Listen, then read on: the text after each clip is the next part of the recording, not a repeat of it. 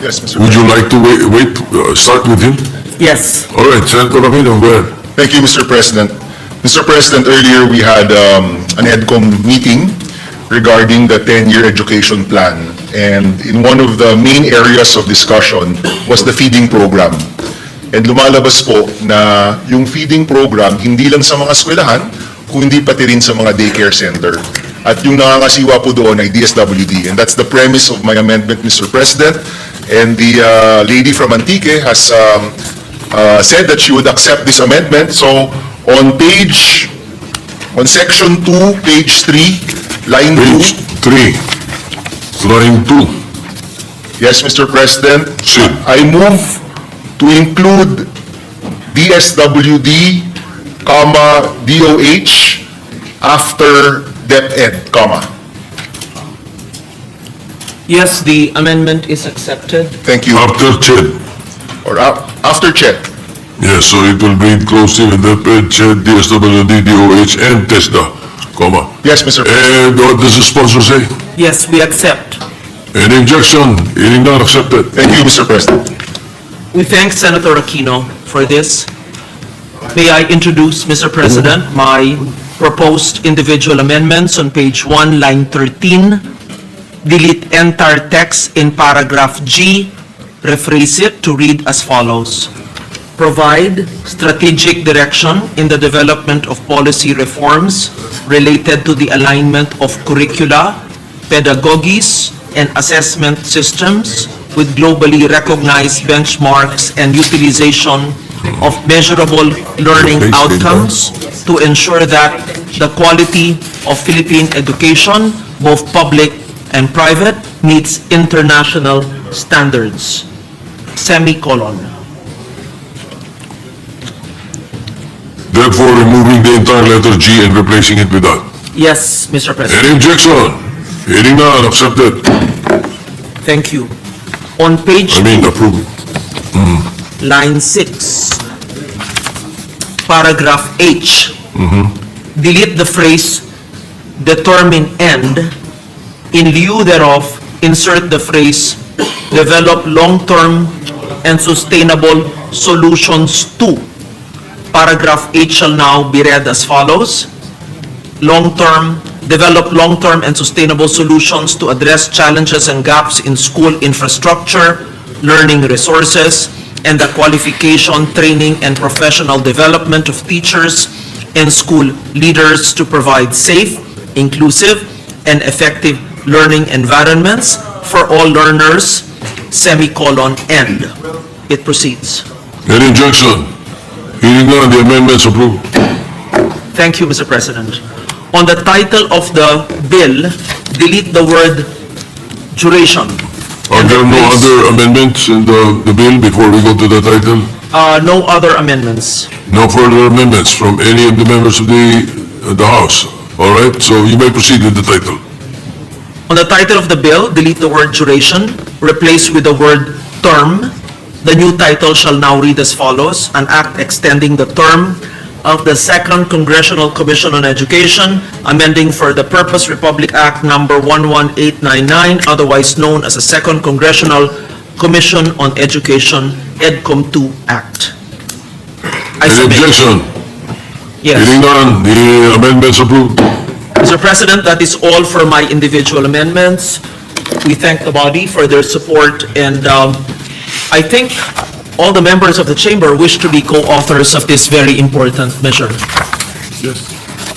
I so move, Mr. Therefore, yes, any objection? Motion's approved. Thank you. Mr. President, with that, I move to approve on second reading Senate Bill number 1483 under Committee Report number 7. Any objection? Hearing none, Senate Bill 1483 is approved on second reading. Thank you. We'd like to move to suspend consideration of the measure and congratulate the sponsor for ably sponsoring the measure. Mr. President. Move to suspend lang the consideration of the measure. The motion's approved, the consideration of the measure is suspended. Wait up. Thank Thanks. you, Mr. President. Mr. President, next on the agenda, we'd like to transfer from the calendar of ordinary business to the calendar from the calendar of special orders. Split Bill number 254 under Committee Report number 9. I so move, Mr. President. Any objection? Hearing none, the bill is transferred. We ask the Secretary to read the title of the measure. Secretary will read the title of the measure. The title of the bill, without prejudice to inserting into the records the text of the whole text thereof. An act penalizing selective, discretionary, and discriminatory acts in the delivery of social protection programs.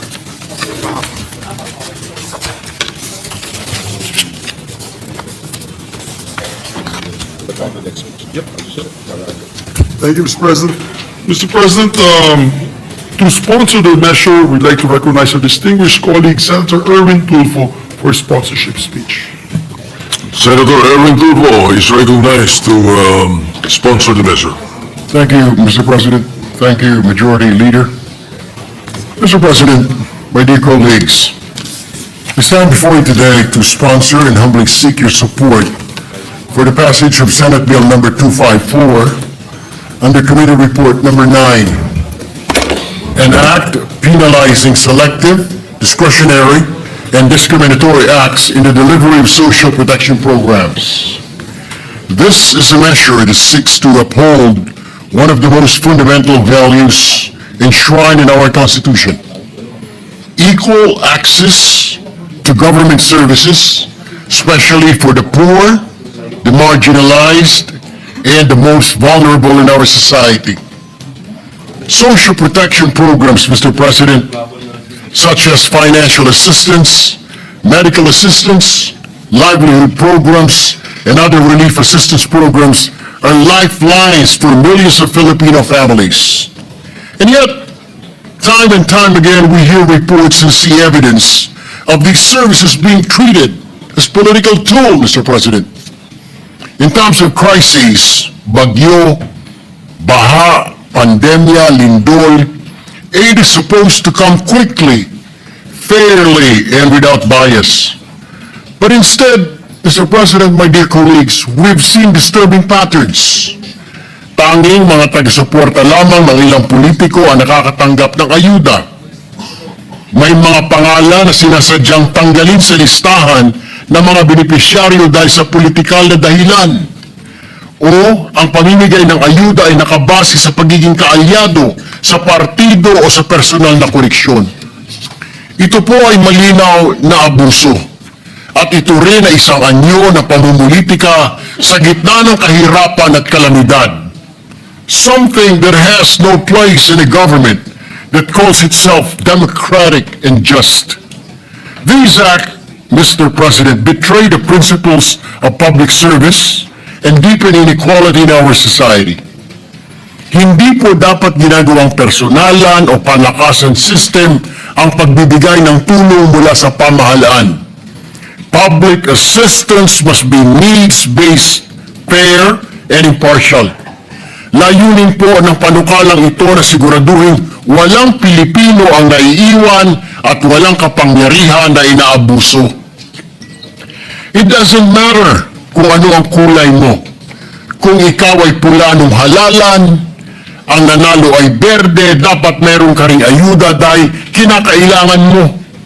Kung ikaw ay puti, ang nanalo ay itim, dapat mabigyan ka rin ng ayuda o ng tulong ng pamahalaan because public service doesn't have color, Mr. President. Dapat wala pong kulay ang pagtulong. This proposed measure seeks to penalize selective, discretionary, and discriminatory implementation of social protection programs. Saklaw po ng panukalang batas na ito ang lahat ng kawani ng gobyerno na may tungkulin o partisipasyon sa pamamahagi ng ayuda o serbisyong panlipunan. Malinaw po na ipinagbabawal ng ating panukalang batas ang mga sumusunod. Una, ang pamamahagi ng tulong mula sa gobyerno sa mga hindi kwalipikadong benepisyaryo. Ikalawa, ang pagbibigay ng prioridad sa kanilang mga kamag-anak o ang pag-uutos sa iba na gawin ng ganito. At ikatlo, ang sadyang pagtatanggal o hindi pagsasama ng mga kwalipikadong benepisyaryo sa pagtanggap ng ayuda mula sa kanilang mga lokal na pamahalaan o ahensya ng gobyerno. Upang matiyak naman po ang pananagutan, ipinapataw ng panukalang batas na ito ang pagkakakulong ng hindi bababa sa 1 taon, ngunit hindi higit sa 6 na taon at habang buhay na diskwalifikasyon sa paghawak ng anumang posisyon sa pamahalaan. Ang layunin po ng panukalang batas na ito ay simple lang: wakasan ang pamumulitika sa pagbibigay ng ayuda, Ginoong Pangulo. Hindi po ito makatarungan at higit sa lahat, hindi po ito makatao.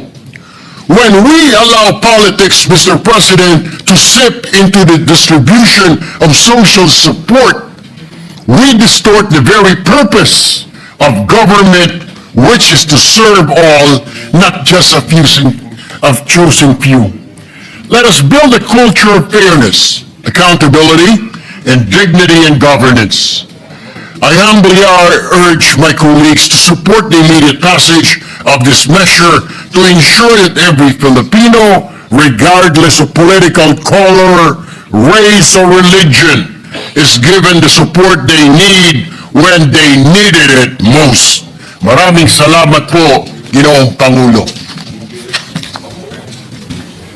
Thank you very much, Thank you. Mr. President. Majority Leader, yes. Mr. President, to allow our colleagues to study this further, unless there are other co-sponsors, I move to suspend consideration of the measure. Any objection? Hearing none. Senator Padilla, raising your My hand. apologies, it's not he, yes. Senator Robert Padilla is raising his hand. Robert Padilla. Before we act on the motion. Maraming salamat po. Maraming salamat po, Ginoong Pangulo, at sa ating pinunong mayurya. Assalamualaikum. Magandang araw po. At sa lahat po ng ating kagalang-galang kasama sa Senado. Ako po ay tumatayo ngayon upang buong puso po akong maging co-sponsor ng Senate Bill number 254 sa ilalim ng Committee Report number 9. Alam niyo po mga kababayan, ako po ay masyadong apektado nitong mga nakaraang araw sapagkat halos lahat po ng sakuna ay nandoon po tayo at personal po tayong dumalo sa kalagayan ng ating mga kababayan at napansin po natin talaga na meron po talagang napakasamang sistema sa atin ng politika. Na kapag usapin na po ng politika, namimili na po tayo kung sino ang bibigyan, kung sino hindi bibigyan, hindi po talaga makatarungan. Kaya ako po ay sumusuporta sa panukala nito sapagkat kailangan po natin ito. Hindi naman po tayo kailangan ng magpaliwanag pa dito dahil nung nakaraan lamang pong kampanyahan, umulan ng ayuda sa napakaraming lugar. Pero nung dumating po ang bagyo at baha, hindi po natin makita kung nasaan yung mga ayuda na yan. Kaya po sana, mga mahal kong kasama, pabilisin po natin itong panukala na ito upang managot ang mga politiko na ginagamit pong kasangkapan, ginagamit na kapangyarihan, at ginagamit po nilang weapon nito para po takutin yung ating mga kababayan at pahirapan pa. Yun lamang po, maraming salamat po sa inyong lahat. Sponsorship. Thank you. Majority Leader. Thank you, Mr. President. With that, I move to suspend consideration of the measure. Hearing no objection, the consideration of the measure is suspended. Yes, we'd just like to also put on record, Senator Christopher Go would like to be made a co-sponsor of this measure, and his sponsorship speech will be inserted into the record for Senate Bill number 254. So inserted into the records. Thank you, Mr. President. Mr. President, I believe for the other sponsorship, we'll need an additional reference of business. Is it ready, the Secretariat? We ask for a minute suspension, Mr. President, till we get the additional reference. Yes, I understand.